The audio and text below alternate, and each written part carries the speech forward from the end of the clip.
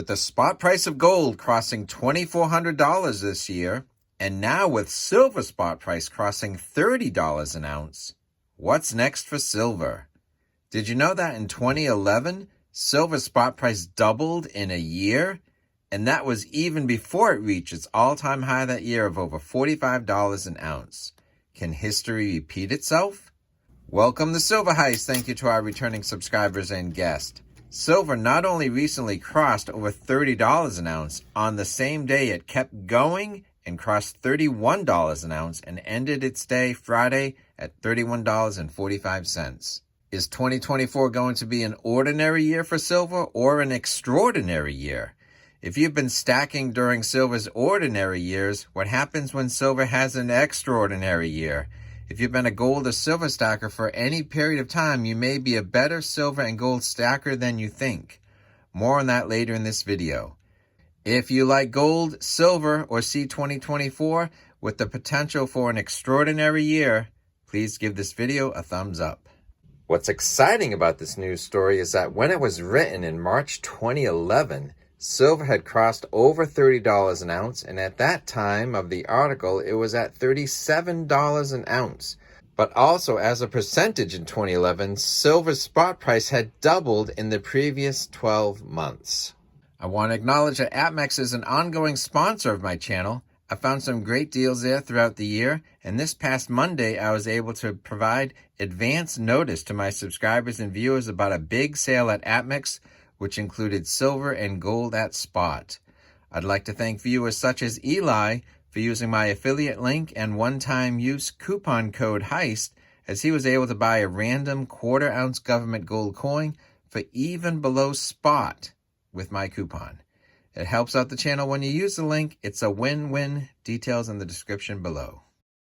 So how do you know when the media is finally paying attention to the silver market? The left-handed compliments. So here's an article from Fortune magazine, March 28th, 2011, Fool's Silver. The price of the poor man's gold has doubled over the past year, putting it at a 30-year high. How long can it keep going? The rally put silver up 21% this year at a recent $37 and change, a level it hasn't seen since the Hunt brothers tried to corner the market in 1980. Responding to surging interest, the Chicago Mercantile Exchange recently raised margins on silver, forcing those who are financing their holdings to chuck in some more cash. Not that a mere margin adjustment is likely to stop the momentum in the most volatile precious metal. Silver gets untethered and it can just skyrocket, said Ton Windmill, who runs a Midas fund that buys stock in gold and silver producers. His Midas Perpetual Portfolio Fund owns shares in both SPDR Gold and iShares Silver exchange-traded funds. It could go anywhere from here now. Why is silver so hot when gold is up just 1% for the year? Windmill says traders are crowding into the thin market for silver in a way not seen in years. Like gold, silver benefits from the perception that irresponsible central bankers are intent on dooming paper currencies, a view that endures even as policymakers in Europe consider rate hikes and the Fed approaches the end of its unpopular bond buying program. But unlike gold, silver trades in a relatively thin market where prices are apt to spike when sentiment is positive and plunge when it isn't. Even at the elevated prices prevailing now, the annual output of global silver mines is worth just $27 billion or so, says Windmill. That's the size of a good-sized but certainly not giant public company, such as, say, Dell Computer. That means there's a small doorway for a huge number of people to squeeze through when silver gets hot. Imagine having the entire world speculate on what's going on at that one company, says Windmill. That's what's going on lately in the silver market. Silver's rally has been so determined and the gold price so lackadaisical that it now just takes 37 ounces of silver to buy an ounce of gold. That's half as much as at the ratio's recent high during the 2008 financial crisis, and the first time in more than a decade it has taken fewer than 40 ounces of silver.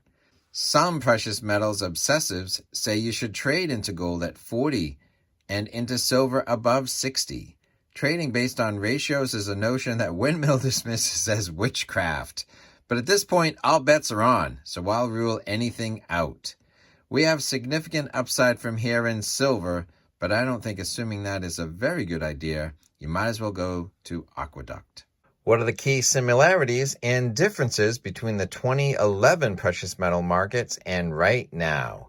In 2011, silver was leading the way, and the ratio was much lower, meaning silver was on its way to its highs months before gold would reach its highs. But today, gold has reached its record highs months before silver, and gold was leading the way. But silver is now closing the gap.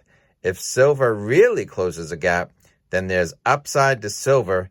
And if gold has more room to go, well, now we can see that silver is following gold. It's exciting to see what people were saying at the time of an extraordinary year for silver in 2011 and to recognize if some of the signs exist for 2024 to be an extraordinary year also. If you want to recognize the 7 signs that you're a better silver and gold stacker than you think, you're going to want to view this video next.